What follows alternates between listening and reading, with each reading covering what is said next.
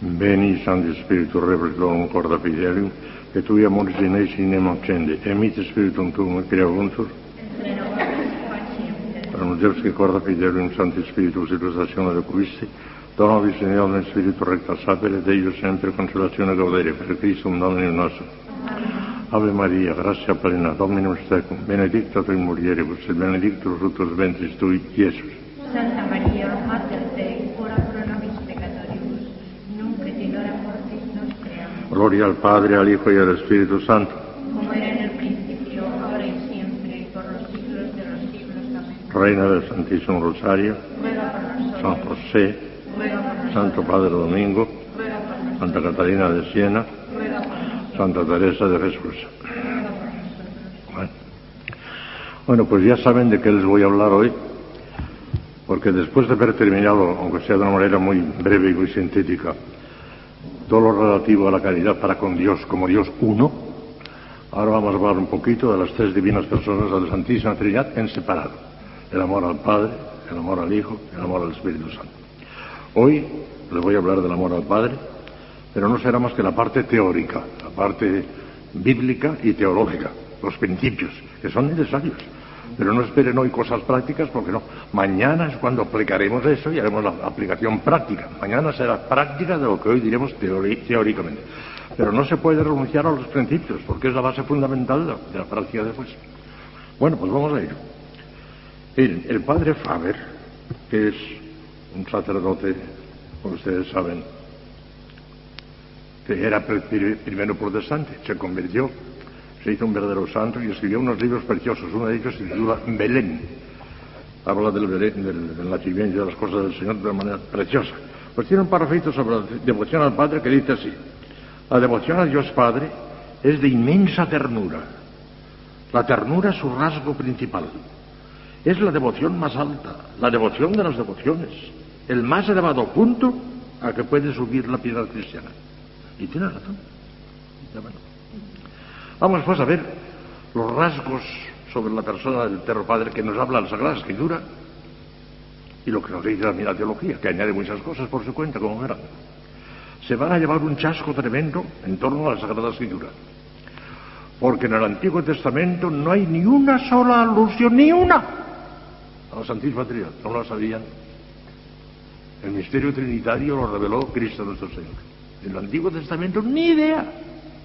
Ni los grandes patriarcas, ni Moisés, ni Abraham, ni Jacob, ni Josué, nadie no tenía ni idea. No tenía más idea que de Yahvé, el Dios eterno, el Dios único, eso sí. El Dios único y el Dios eterno era Yahvé. Pero Padre, Hijo y Espíritu Santo, ni idea, es que no tenían ni idea. El misterio trinitario lo reveló Cristo. En el Antiguo Testamento no hay ni un solo texto, ni uno. No sabía. ¿Qué cosa hay? Los teólogos han tratado de averiguar y por qué Dios no quiso revelarles el misterio trinitario en el Antiguo Testamento. Mira, aquella gente era de muy dura cerviz, como dice la Sagrada Escritura. Eran muy ignorantes, no comprendían casi nada. Y si les habla de tres personas distintas, la mayoría de ellos hubieran interpretado tres dioses. Y ahí está la herejía, eso no se puede interpretar. Y precisamente por la ignorancia tan crasa de aquella gente, Yahvé es uno, es el único Dios, eso sí que lo sabían. Sabían que los otros dioses que había en los otros pueblos eran dioses falsos, que no había más que un solo Dios único verdadero, Yahvé, y nada más. Pero de ahí no les sacaban, porque de la Trinidad no tenían la menor idea. Van ustedes ahora a oír unos cuantos textos del Antiguo Testamento, preciosos, pero que aluden todos a Dios Padre, a Dios Padre, a Dios Padre. Pero no a la primera persona de la Santísima Trinidad, sino a Dios, en cuanto a Yahvé, que también es Padre, en cuanto a Yahvé, pero no por la primera persona de la Santísima Trinidad. La sublime revelación del gran misterio trinitario estaba reservada al Hijo de Dios en el Nuevo Testamento. En la antigua ley hay algunos rasgos y vestigios del misterio de la vida íntima de Dios, sobre todo en los plurales divinos que aparecen en el Génesis. El Señor habla, hagamos al hombre a nuestra imagen y semejanza. Ese hagamos es plural, parece que, pero fíjese, eso es un plural majestático. Los reyes, por ejemplo, y también hablan plural. El Papa solía, ahora ya no, los papas dicen, yo digo, antes decían nos, lo decían en plural. No, ellos no sospechaban que con esos plurales significasen más de una, eso no. El que hablaba de una manera solemne era Yahvé, el único. No sacaban nada. Nosotros ya sacamos ahora algo porque sabemos el misterio trinitario. Si no, tampoco lo sacaríamos por ahí. Pero son del todo insuficientes estos datos, de la pluralidad y demás, para que pueda hablarse de una revelación explícita. En el Antiguo Testamento se insiste ante todo en inculcar al pueblo escogido un monoteísmo absoluto, que no hay más que un solo Dios. Eso es lo que se insistía.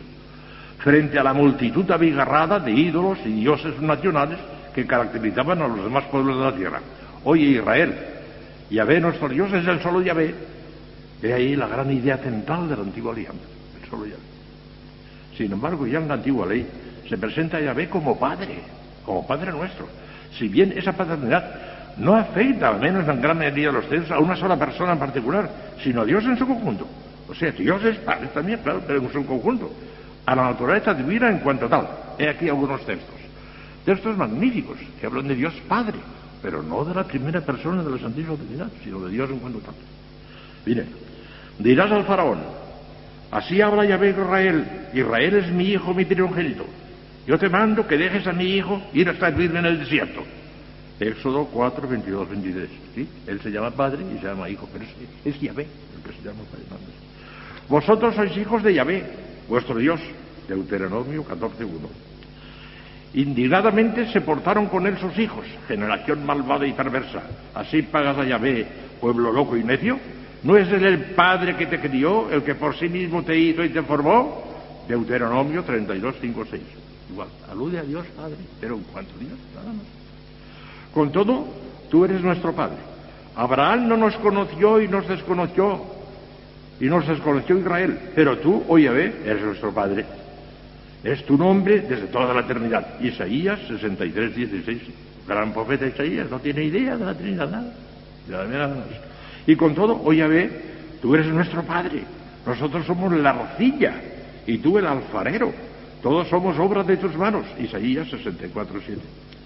Pero tu providencia, Padre, la gobierna, porque tú preparaste un camino en el mar y en las ondas senda segura. Sabiduría 14, 3. Señor, Padre y Dios de mi vida, no me abandones a las sugestiones del enemigo. Eclesiástico 23, 4. No aparece para nada. Dios es Padre, claro, pero Dios. En los Salmos es muy frecuente la alusión a la paternidad de Dios, y en alguno de ellos aparece ya, en alguna manera, la persona del Padre como distinta del Hijo, pero eso lo vemos nosotros, ya lo sabemos, ya sabemos la Trinidad, ellos no cayeron en la cuenta. Fíjese bien, cuando dice, tú eres mi hijo, te he engendrado hoy, ahí está claro, que Dios tiene un hijo, tú eres mi hijo, te he engendrado hoy. Pero ellos saben cómo lo interpretaban. Era el hijo de David, el heredero del reino de David. Este era el hijo, el heredero del reino de David. Otro hombre cualquiera, que tenía que ser el nuevo rey, ya está. No pensaban que hubiese un hijo de Dios allá arriba, no, eso ni idea. De manera que aún ese texto que para nosotros es clarísimo, y que la liturgia católica lo aplica a Cristo, naturalmente lo aplica, pero es porque ya sabemos el misterio trinitario, ellos no tenían ni idea.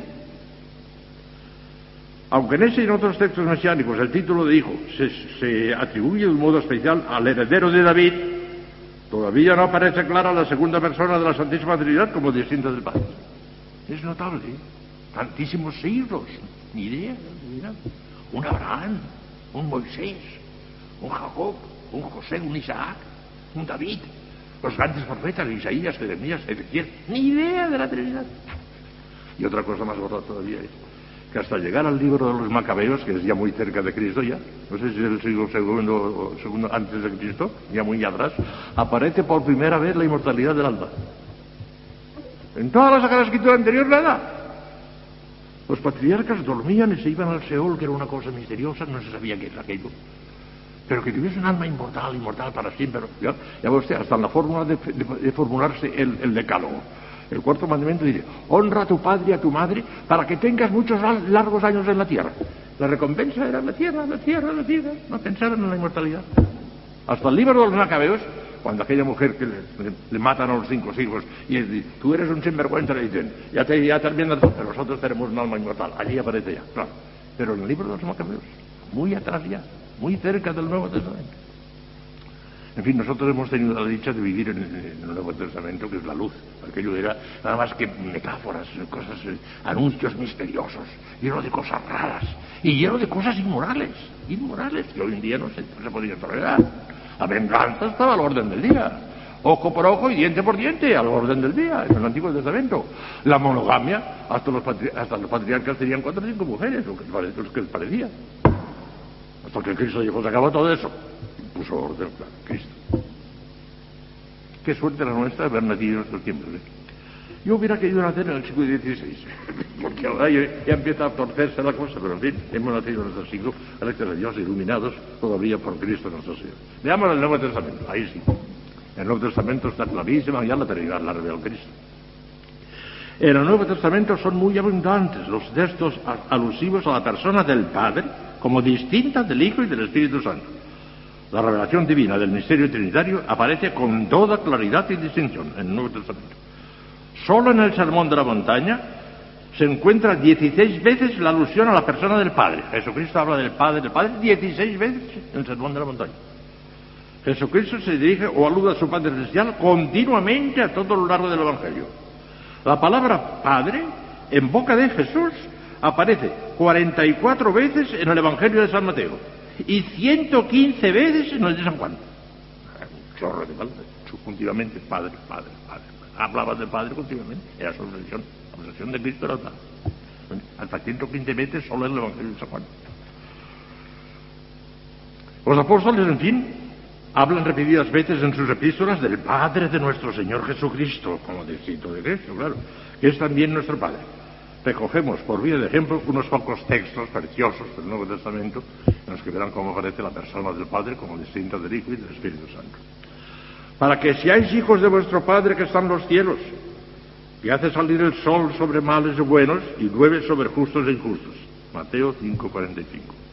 Sed pues perfectos, como perfecto es vuestro Padre celestial. Mateo 5:48. Estad atentos a no hacer vuestra justicia delante de los hombres, para que os vean, porque de otra manera no tendréis recompensante a vuestro Padre celestial, que está en los cielos. Mateo 6:1. Padre nuestro que estás en los cielos. Mateo 6:9. Pero si no perdonáis a los hombres las faltas suyas, tampoco vuestro Padre celestial os perdonará vuestros pecados. Mateo 6:15. Nadie conoce al Padre sino el Hijo, y aquel a quien el Hijo que se lo quisiera revelar. Mateo 11:27. No llaméis a nadie Padre sobre la tierra, porque uno solo es vuestro Padre que está en los cielos. Mateo 23:9. Mi Padre sigue obrando todavía, y yo por eso obro también. Juan 5:17. Para que todos honren al Hijo como honran al Padre. El que no honra al Hijo no honra al Padre, que le envió. Juan 5:23. Yo y el Padre somos una sola cosa. Una sola cosa en cuanto a Dios, porque nos habla una sola esencia. Pero en otro pasaje dice nuestro Señor, el Padre es mayor que yo. Las dos cosas son verdad. Somos la misma cosa en cuanto a Dios, pero mayor que yo, en cuanto que yo, hombre, estoy a una distancia infinita de Dios. Es decir, el Padre es mayor que yo, claro. Bueno, las dos cosas son verdad. Yo estoy en el Padre y el Padre está en mí. Juan 14:11. Como el Padre me amó, yo también os he amado. Permaneced en mi amor. Juan 15:9. Aquel día, qué bonito este texto, aquel día pediréis en mi nombre, y yo no os digo que rogaré al Padre por vosotros, pues el mismo Padre os ama, porque vosotros me habéis llamado y creído que yo he salido de Dios. Juan 16:26. Padre Santo, guarda en tu nombre a estos que me has dado, para que sean uno como nosotros somos uno. Juan 17:11. Subo a mi Padre y a vuestro Padre, a mi Dios y a vuestro Dios. Juan 20:17. Bendito sea Dios y Padre de nuestro Señor Jesucristo. Así comienza la epístola de los Efesios San Pablo, la epístola de los Efesios. No hay más que un Dios Padre, de quien todo procede y para quien somos todos nosotros. 1 Corintios 8:6. Y esta comunión nuestra es con el Padre y con su Hijo Jesucristo. 1 de Juan 1:3. Y el último texto. Ved qué amor nos ha mostrado el Padre, que ha querido que nos llamemos hijos suyos y que lo seamos de verdad. 1 de Juan 3:11. Clarísimo, clarísimo, el Padre como distinto del Hijo. Y en otros muchos textos veremos como es distinto del Espíritu Santo de Dios, pero ahora estamos hablando del Padre con el Hijo. Bueno, eso es lo que nos dice la Escritura. En el Antiguo Testamento absolutamente nada. Y en el Nuevo Testamento revelación clarísima de las tres personas de los Santísimos. Vamos a ver qué dice la teología. La teología tiene algo que añadir, añade fallos, añade. Santo Tomás estudia la persona del Padre en una cuestión dividida en 4 artículos. En ella examina los nombres que corresponden al Padre de una manera propia, para distinguirle de los que le atribuyen por apropiación, nada más que por apropiación. Es muy distinto, lo verán enseguida cuando yo lo explique. Una cosa son los nombres que le corresponden al Padre propiamente a Él, y solo a Él, y otra cosa son nombres que le apropiamos también al Padre porque parece que caen mejor con la primera persona que con la segunda y tercera. Y verán en qué forma. Esos son por apropiación. Primero los propios del Padre. Aquellos nombres que son suyos y nada más que suyos. De primera persona de la Santísima Trinidad. El primero y principalísimo, naturalmente, es Padre. El Hijo y el Espíritu Santo no son padres. En este sentido trinitario no lo son. Ya verán en qué sentido sí, pero en el sentido trinitario no. No hay más que un Padre en la Trinidad. La primera persona de la Santísima Trinidad. El Hijo es Hijo y el Espíritu Santo es Espíritu Santo. Pero Padre no hay más que uno. La primera persona. Ya verán en qué forma, de alguna manera, son también Padre, el Hijo y el Espíritu Santo. Ya verán. Cuando es la manifestación de extra, ahora lo explicaré muy bien.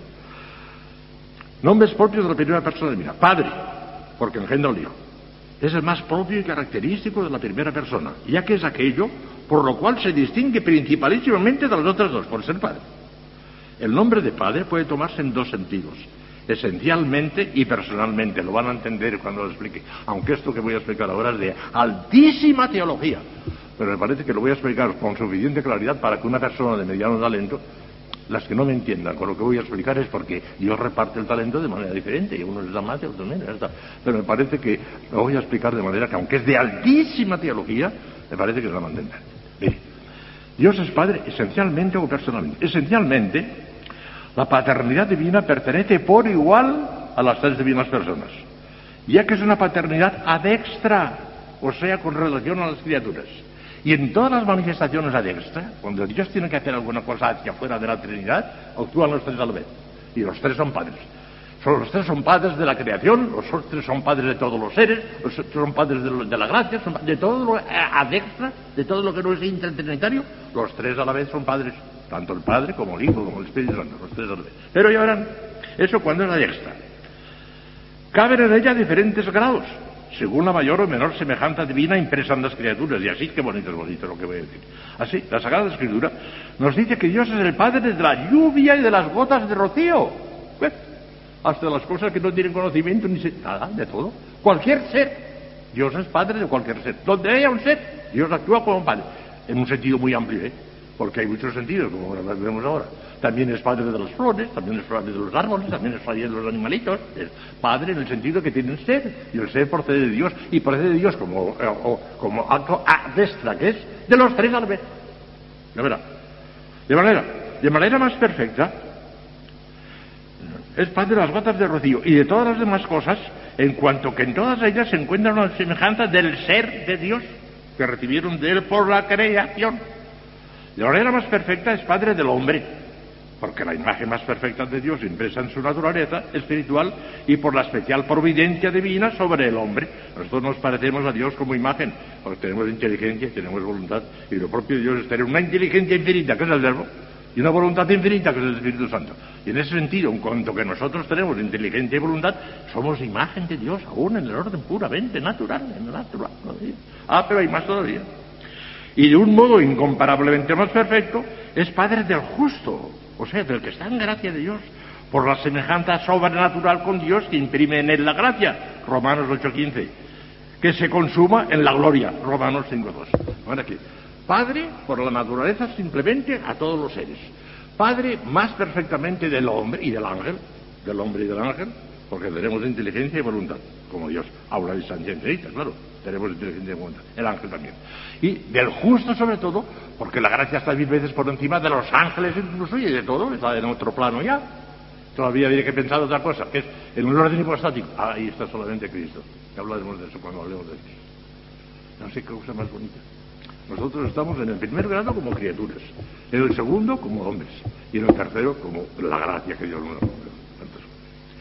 Eso, esencialmente. Pero personalmente, la paternidad divina pertenece únicamente a la primera persona de la Santísima Trinidad. Eso que he dicho, que es como a los tres, es lo que constituye la esencia. Dios uno, en cuanto se manifiesta al exterior, en ese caso es uno. Pero ahora viene ya al interior. ¿Qué pasa cuando ese proceso, esas procesiones que hay en Dios, procesiones, son ad intra? Cuando es dentro del misterio trinitario, no hacia afuera, sino dentro. ¿Miren lo que pasa? que personalmente la paternidad divina pertenece únicamente a la primera persona de la Santísima Trinidad, ya que es la paternidad ad intra, de la cual procede el Hijo por vía de generación intelectual. Esta paternidad es completamente distinta de la paternidad esencial común con todas las criaturas que hemos dicho antes, puesto que el término de la personal es la persona divina del Hijo, y el de la esencial son todas las criaturas.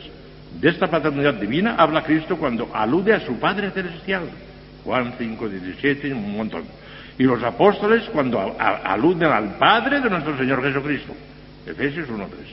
Comentando esta paternidad divina, escribe el docto y piadoso Sobé. Sobé es un libro, tiene unos libros preciosos, yo los tengo en Madrid. Son elevaciones dogmáticas, llama él. Y tiene elevaciones dogmáticas sobre Dios, sobre Cristo, sobre la Virgen, elevaciones dogmáticas preciosas, preciosas. Ya no se editan ahora. Se editaron hace unos 40 o 50 años en Barcelona, ya no los han vuelto a editar. Hoy en día esos libros tan serios y tan ya no interesan. Cositas, sin sustancia, eso es lo que dicen hoy. Pues este Sobé dice, pensad bien lo que hay en estas palabras. Lo que hace que la primera persona sea el Padre es su relación con el Hijo. Lo que hace que la segunda persona sea el Hijo es su relación con el Padre. El Padre no es tal sino porque engendra y contempla a su Hijo. Y el Hijo no es tal sino porque nace de su Padre y le mira. Así que las divinas personas son la eterna y necesaria antítesis del egoísmo, lo más contrario al egoísmo. Porque el Padre vive para el Hijo y el Hijo vive para el Padre. Y no se miran a sí mismos, sino que el Padre mira al Hijo y el Hijo mira al Padre. Y entre los dos el Espíritu Santo. El colmo del desinterés, lo antítico del egoísmo, lo más lejano que puede pensarse. Y en las operaciones de esta, el colmo del desinterés también. Porque toda la creación no le añade nada a nuestro Señor, en absoluto. No está ganando nada. Y lo hace sin humano. El colmo del desinterés. Para que vean qué estúpido y qué necio era aquel filósofo que dijo, Dios es el gran egoísta, porque todas las cosas las crea para su gloria. Un pobre insensato que no sabía lo que decía. Lo enseña para su gloria. Pero esa gloria es para nosotros, no para él, que a nosotros a él no le añadimos nada. Es el colmo del desinterés, la ausencia total del egoísmo. Eso es Dios. El Padre vive para el Hijo vive para el Padre, y el Padre y el Hijo viven para el Espíritu Santo. Y se acabó. Ahí se acaba. Y el uno vive para el otro. No piensa en sí mismo, sino en el otro. Maravilloso eso. El Padre no existe sino para engendrar al Hijo infinitamente perfecto y para amarle. Y con él da origen al Espíritu Santo. El Hijo no vive sino por su Padre y para su Padre, y para el Espíritu Santo. De manera que la primera palabra, que es propia, el primer nombre, que es propio y exclusivo de la primera persona, es Padre. El Hijo y el Espíritu Santo no son padres. El Hijo es Hijo y el Espíritu Santo es Espíritu Santo, pero Padre no. Vamos ahora a la segunda palabra que se le puede poner a Dios de una manera propia, que le pertenece a Él y solo a Él, a la primera persona. Es primer principio, porque respecto a las otras personas, el Padre es como la raíz, la base de todo el misterio trinitario. Miren, esto es de lo más entrañable que hay en el misterio trinitario también. El principio fondal del misterio de la Santísima Trinidad del Padre. Y eso dice, pero si es el primer principio, si es el principio fondal, lo que venga después ya es el segundo, ya es el tercero. No es el segundo ni el tercero. Los tres a la vez eternos. Se puede poner un ejemplito imperfecto como todos los ejemplos, pero algo dice. Cuando encendemos, por ejemplo, una vela, brota la luz.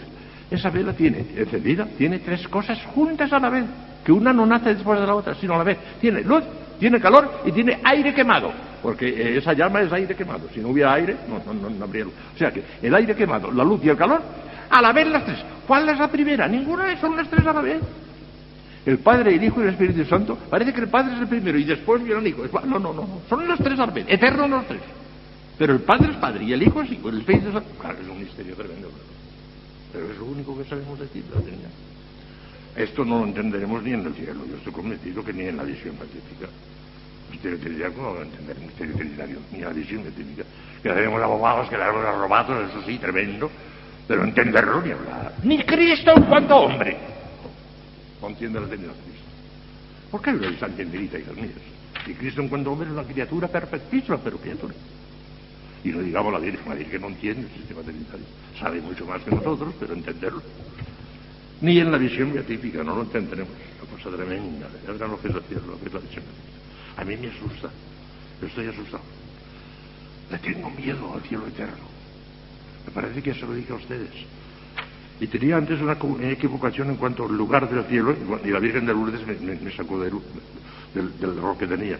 Porque el cielo no es un lugar, el cielo es la inmensidad de Dios. Nos hundiremos en la inmensidad de Dios. Eso es el cielo. El cielo es Dios.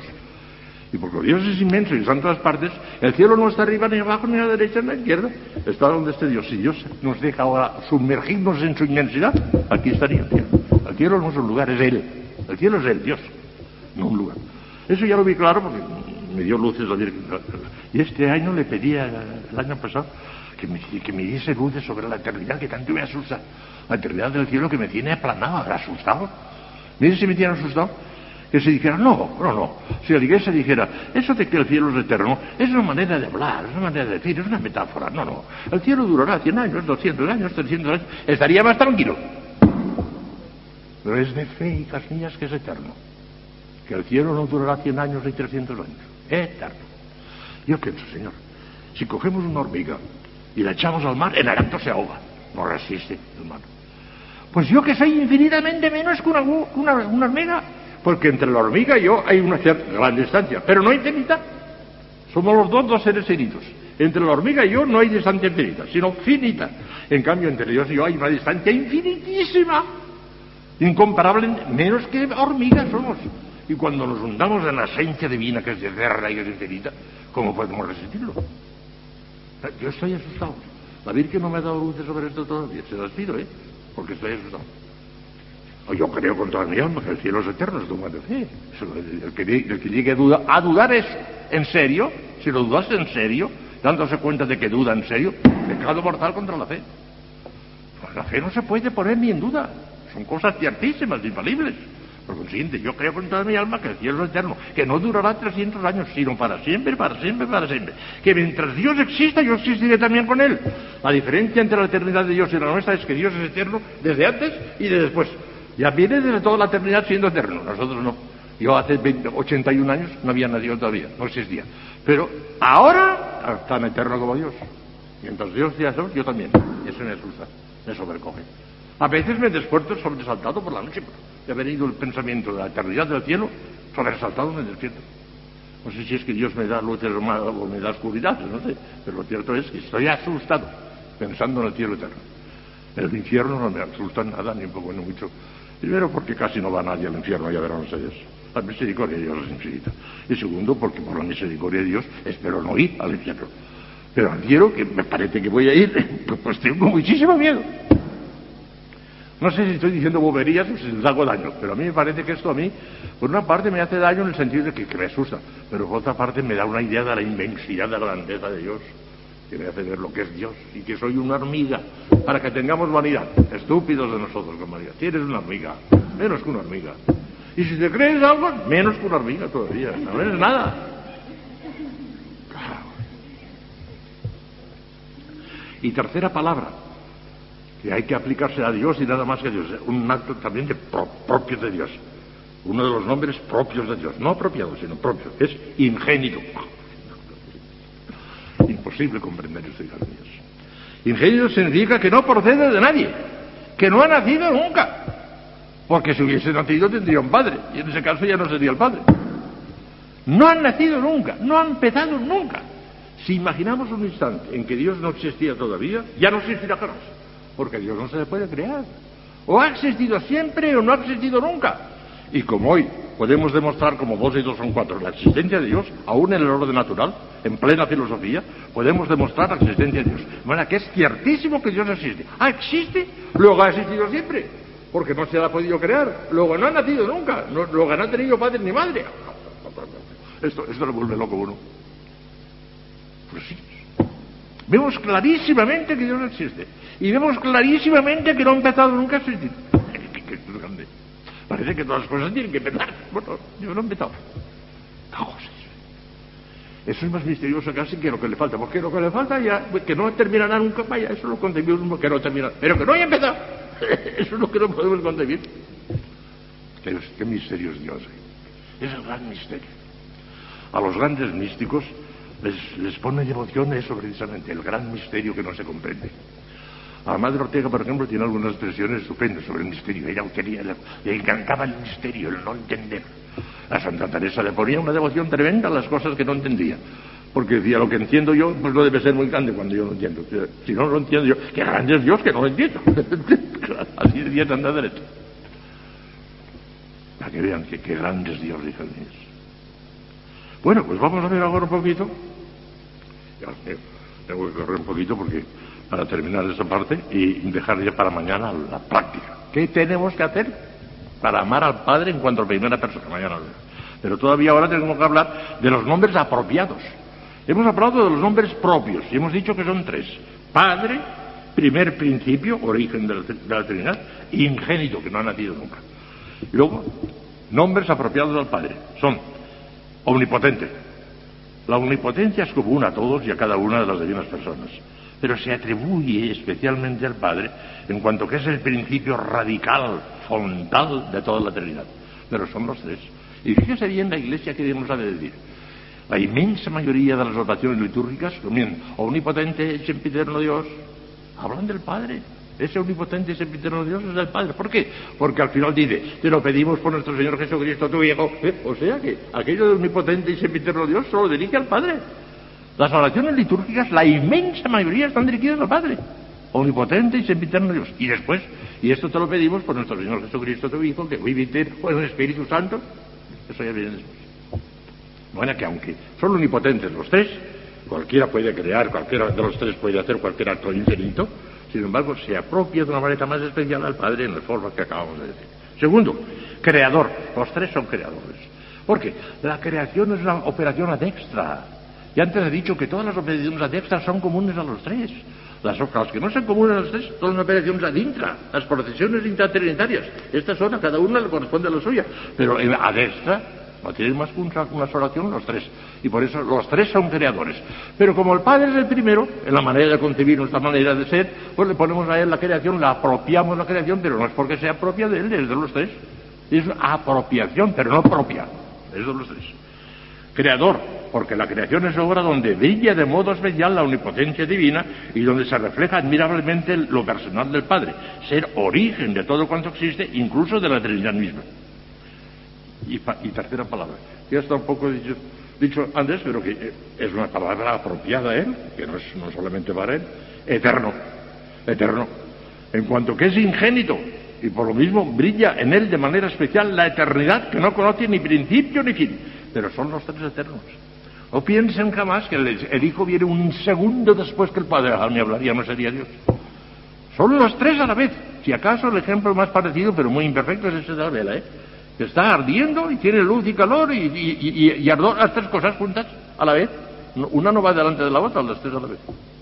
Los 3 son eternos, los 3 son coeternos, como decíamos en el Salmo que cumple, que era una cosa magnífica, que lo decíamos en la hora de prima, cuando funcionaba la liturgia destrozador del diario, lo he dicho ya 100 veces, lo ha destrozado, o lo hermoso que era del diario antes, no lo ha destrozado.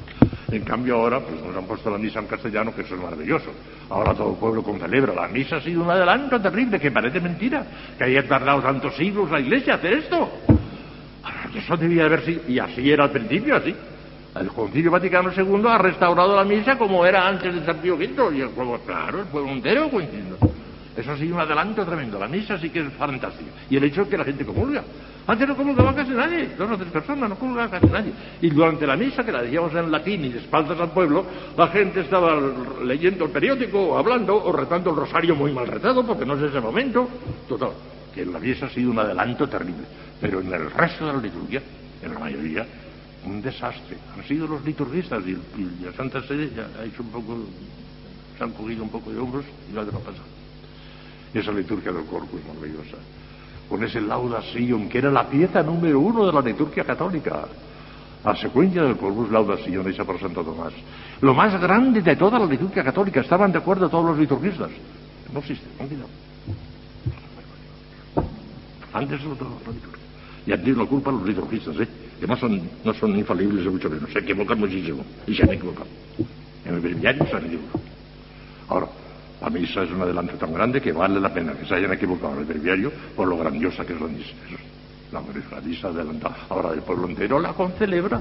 No solamente los sacerdotes concelebrantes, sino el pueblo entero concelebra. Menos las palabras de la consagración, que son sacerdotales. Además, todo el pueblo concelebra la misa. No así. Antes de, voy a oír misa. ¿Qué es eso de oír?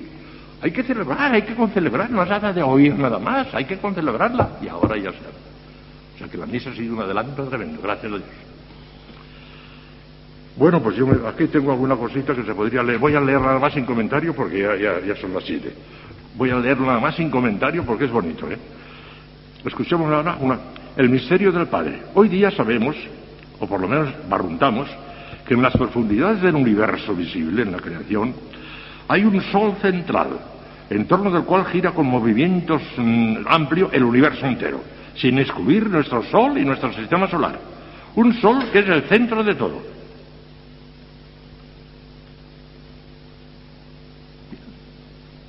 Ya no está visto. Bueno, no importa. Así. Un sol que es el centro de todo. No lo hemos visto aún, está demasiado lejos de nosotros, pero está allí y da cohesión por la fuerza de atracción a todo el universo. La idea de este misterioso sol central ocurre en nuestra mente cuando empezamos a hablar de Dios Padre eterno. Él no ha venido a nosotros de forma visible como el Hijo. No se ha mostrado en lengua de fuego como el Espíritu Santo el día de Pentecostés. Ha permanecido hasta el día de hoy en su misterioso retraimiento. Nos espera allí hasta manifestarse en la eternidad tal como es. El sol de la divinidad y de toda la creación. ¿Quién es este? Es el Padre eterno. La grandeza del Padre. Él es el principio. ¿Qué significa esto? Coge una sonda. ¿Qué idea más bonita esta también? Coge una sonda y es el mar. Quizá necesite mucho tiempo para llegar hasta el fondo, pero por fin llega al fondo. Pero prueba de sondar este primer principio, que es sin principio. Nunca tocarás el fondo. La onda se inmerge cada vez más profundamente, mas no llega jamás al fondo. Y el mar de la vida, en este seno primitivo de la divinidad, no tiene fondo. Y de esta fuente insondable de la divinidad procede el Hijo desde toda la eternidad. Irrumpe desde la eternidad el vehemente soplo del Espíritu Santo. Sin agotar jamás este mar, el Padre es fuente primera de la vida, fundamento del ser, luz primera de la divinidad, prototipo de toda paternidad en el cielo y en la tierra. Efesios 3:15. Respeto, adoración, entrega amorosa a este ser de todos los seres, al Padre eterno. Con qué respeto pensaba Jesús en su Padre, y con qué respeto hablaba de él. Conocía como nadie la grandeza de este uno, y había ya en una luz inaccesible, y veía como ninguno de qué manera todos los ríos de luz y de amor salen de este único sol primitivo, Dios Padre. Y por último, la bondad del Padre. Es la fuente primera, no solamente de la divinidad eterna, sino de toda vida y de todo amor en el cielo y en la tierra. La fuente primera de toda existencia, de toda hermosura, de todos los seres y de todos los mundos. Por él fueron creadas todas las cosas que son una gotita del océano inmenso de su fuerza y bondad paternales. Todo tiende a volver a él, primero a los Corintios 15:34. Todo va a volver al mar de su amor. Y lo que los otros seres inferiores al hombre solo logran de una manera imperfecta, lo que siempre anhelan sin alcanzarla nunca, el hombre, el Hijo de Dios, creado según la imagen del Hijo Eterno, lo logrará un día al penetrar en el oculto reino de luz de este Padre y avanzar hasta el sol primero, en torno del cual gira absolutamente todo. Una maravilla. Bueno, esos son principios, ¿eh? Yo reconozco que hoy es demasiada teología quizá, pero creo que lo he puesto bastante claro, ¿eh? Si alguno no lo entiende, mire, esto yo ya no sé hacerlo más claro. Es porque el Señor distribuye de manera distinta los talentos, y la que tenga menos, pues tiene que dar gracias al Señor, porque ese poquito que tiene es también un don de Dios, y se acabó. Y si tiene envidia de lo que tiene más, no tiene juicio, no sabe lo que dice. Tendría que alegrarse de ser la última pobretita, de ser el farolillo rojo. No queremos serlo, aunque lo hemos dicho muchas veces, es verdad. Mañana, ¿qué haremos para complacer al Padre? ¿De qué manera expresaremos nuestro amor al Padre Celestial como distinto del Hijo y del Espíritu Santo? La solución mañana. Te damos gracias, Señor, por estos beneficios que hemos recibido de tu generosidad. Amén.